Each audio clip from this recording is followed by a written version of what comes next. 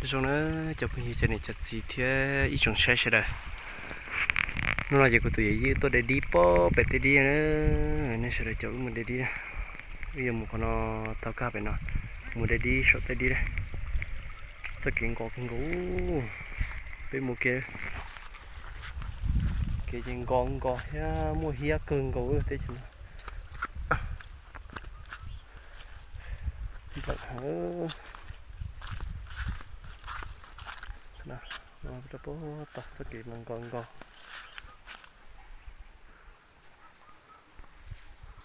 nó đâu phải gì tao nó phải kiện bằng con tia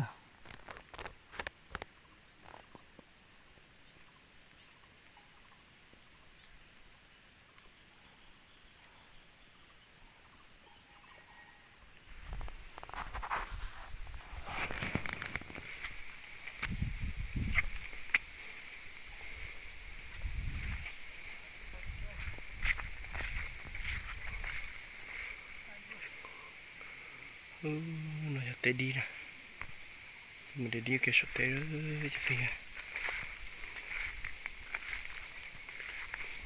nó có số tê đi nè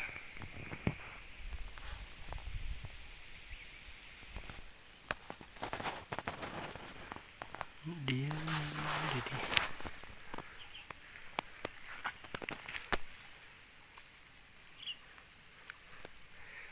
đi đâu cần đâu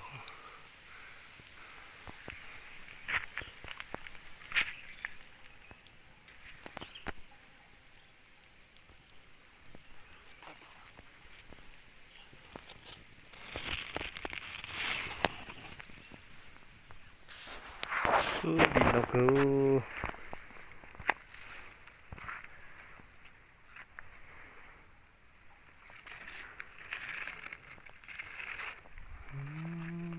đi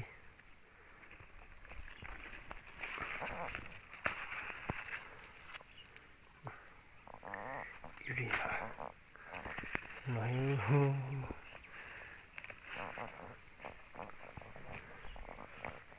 xin đâu con gấuไปลุนต่อไปลุนสุดที่น้องซื้อได้ข่าวแล้วดิยี่ละชัดต่อเลยดูดิบนต่อแต่ก็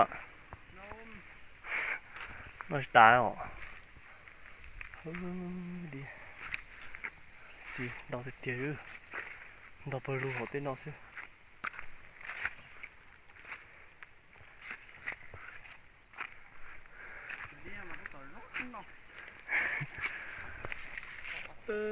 ดินดอกเตี้ย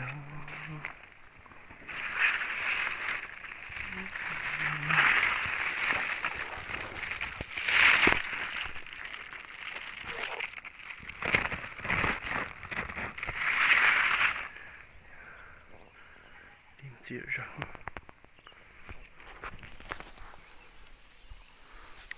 得滴的，好像不说了。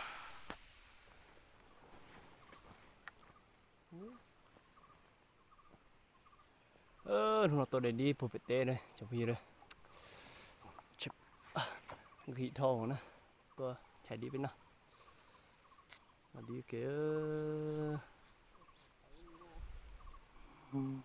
linh chuan sẽ cá tê đây. Linh chúa cho về tế chỉ trâu kemi chỉ mua sản kemi chỉ đó nó bé vào tế xem chỉ khá không có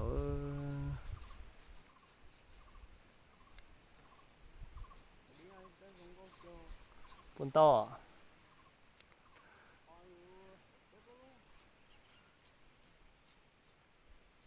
xin đâu cửa nữa ông nào bé cho nó để cho mua thì cho nói nè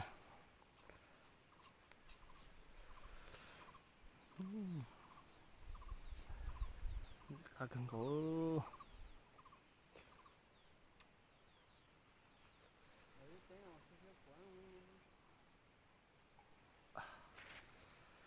đầy đủ rồi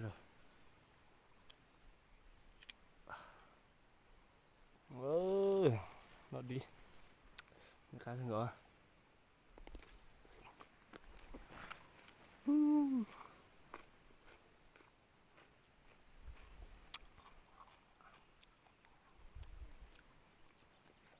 cá thì tiền nó đi à.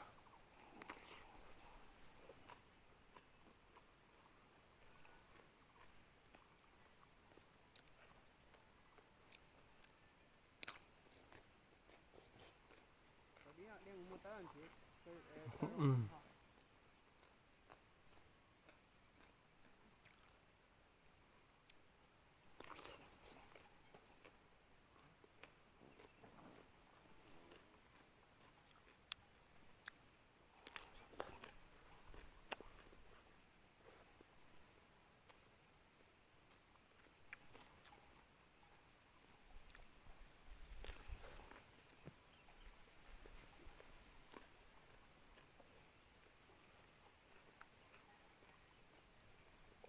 Cá hàng nè đi cho nên đi chỉ được chỉ cho bùa vậy để quán nên rồi nếu bùa bị té nó bị bùa thảm sát nó từ thảm sát ra để đi nào có thể đi tàu cỡ gầu nó chung nhà tàu nhẹ một mùa nữa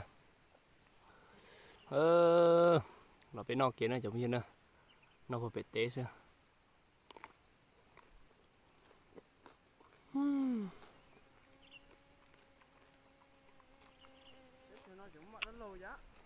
một cái cá thì tiền nó trở đi một món là mà đóng không sao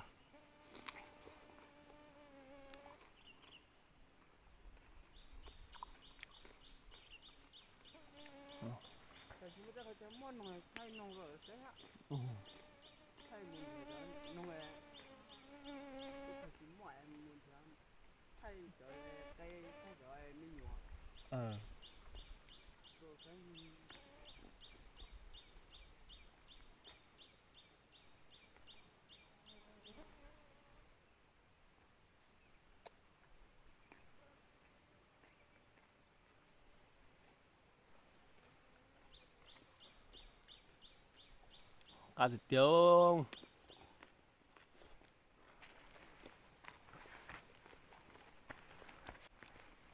để mà tôi cho về đâu không khí lít họ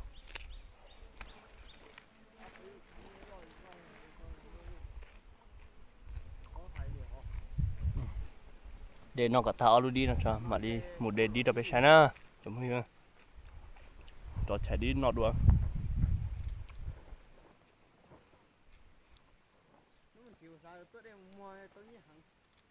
là để cho mua thì hay để cho mua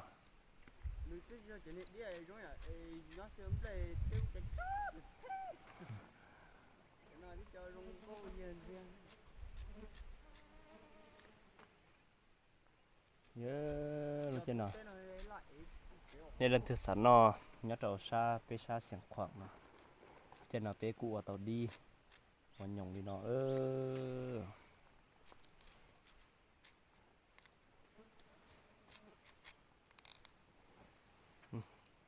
lại cái lúa thì nọ xem nào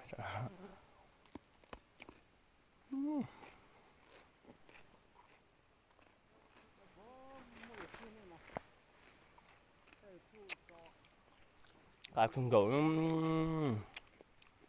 nó kìa là bây giờ nó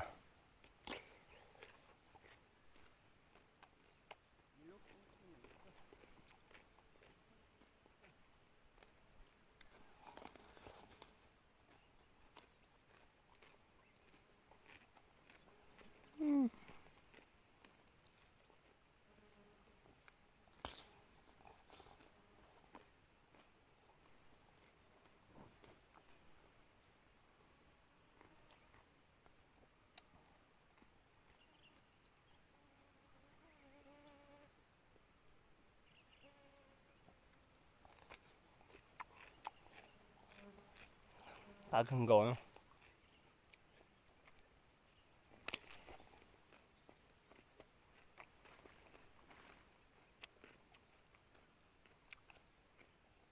nó bây giờ nhất là pe tết chợ nón tôi là nó nạt chè pe tại cho tao một thứ nữa một tao đây là tê là như nhuốc hơn gầu cái áo sẽ chèn gọt thì sơ chẳng bao giờ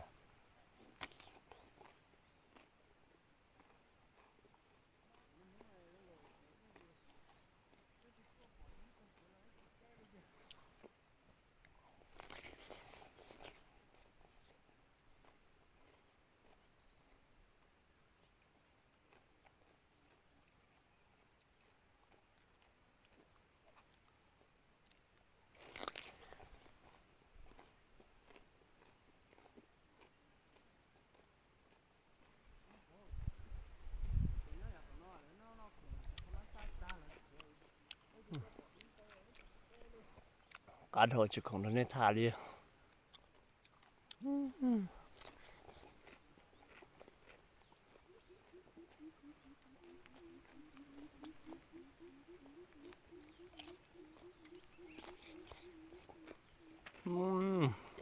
Nó ta rõ luôn rồi. Để đi đó mà nó, để đi đâu. Này cho bên để đi đó, giờ bây giờ đi chi thật sợ. Để đi. Ô đồng nó yếu chả. Rồi chúng mình đây mình sẽ đi lột ta luôn.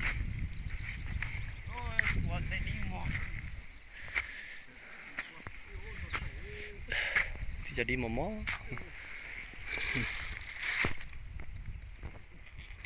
Không biết mà mò gì chị ta chứ. Trong dưới. Ở đây cái núi nọ nữa.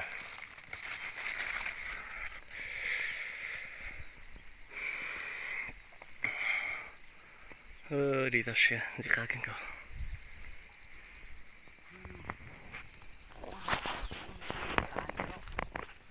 Đêm một con thôi.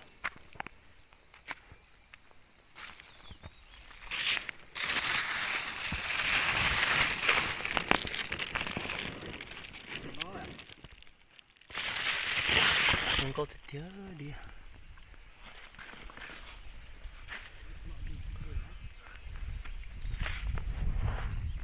Tin tao chấp lên. Cứ bây giờ đi. Phải đi chợ rống cầu nào mà.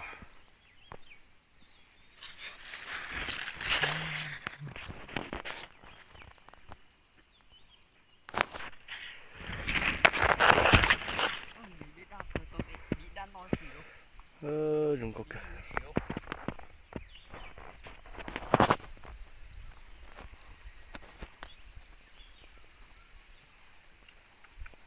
Gì khác không có.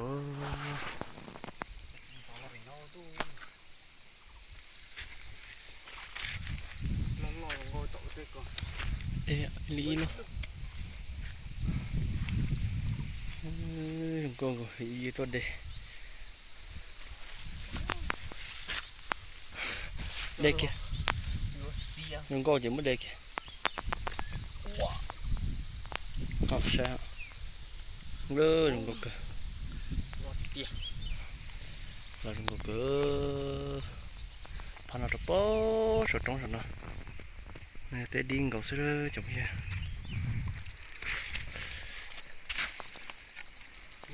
Nhiều. Chồng nhập con lại đi.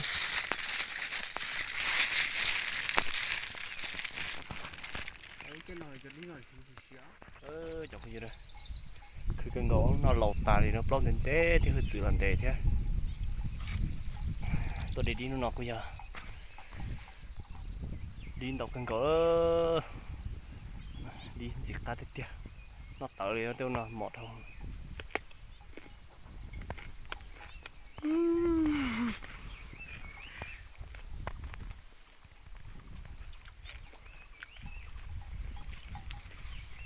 Cá tiếp theo.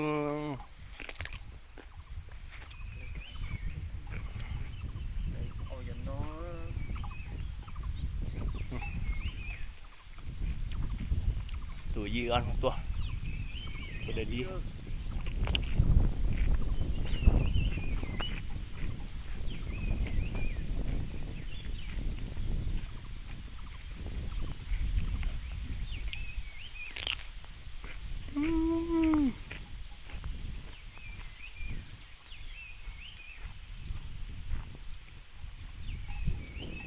Cá tiếp theo.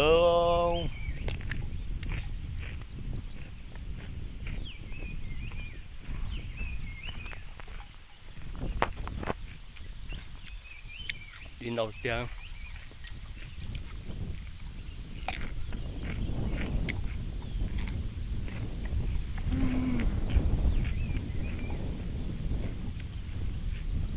Nó tới mà giặc cao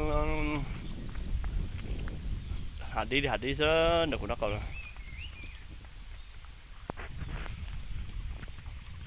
để đi kề đó đây ô hạt đi nó còn có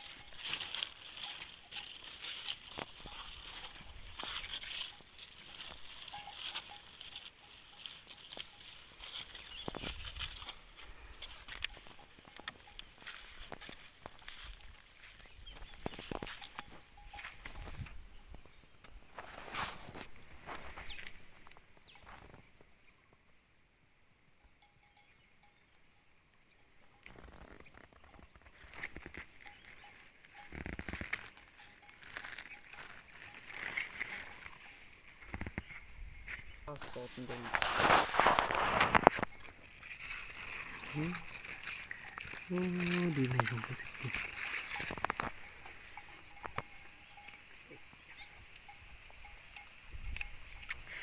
không có thấu đi nào đi đầu tiên này chụp cái gì thế cho nên chụp gì rồi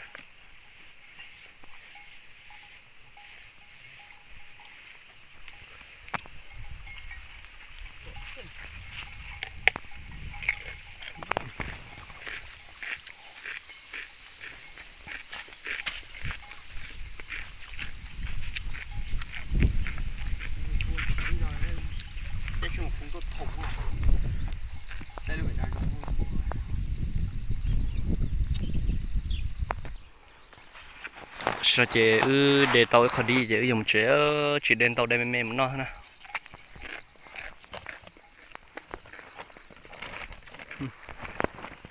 bây giờ để tàu đi cho tròn nè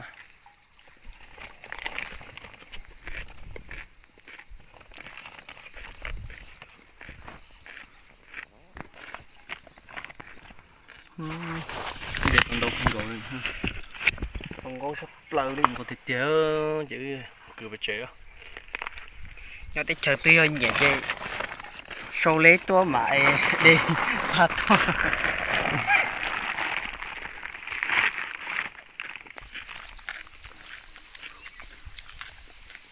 rồi nhận thấy những cái lưỡi lia chưa toàn đồ xong là chỉ gia hạ nhỏ ta rồi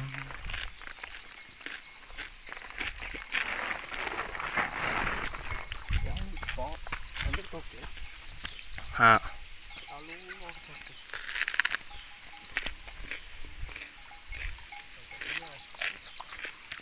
như mình đeo luôn nó thật kìa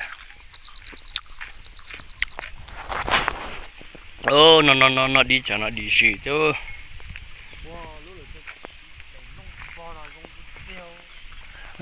trời tưởng chiều nông quá lúc à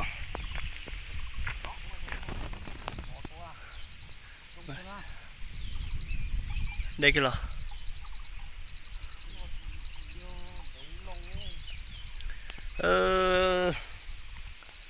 khá thòng luôn đi tàu tiếp theo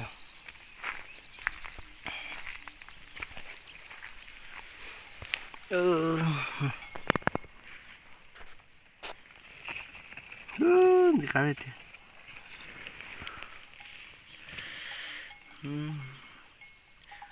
khá đây thì đi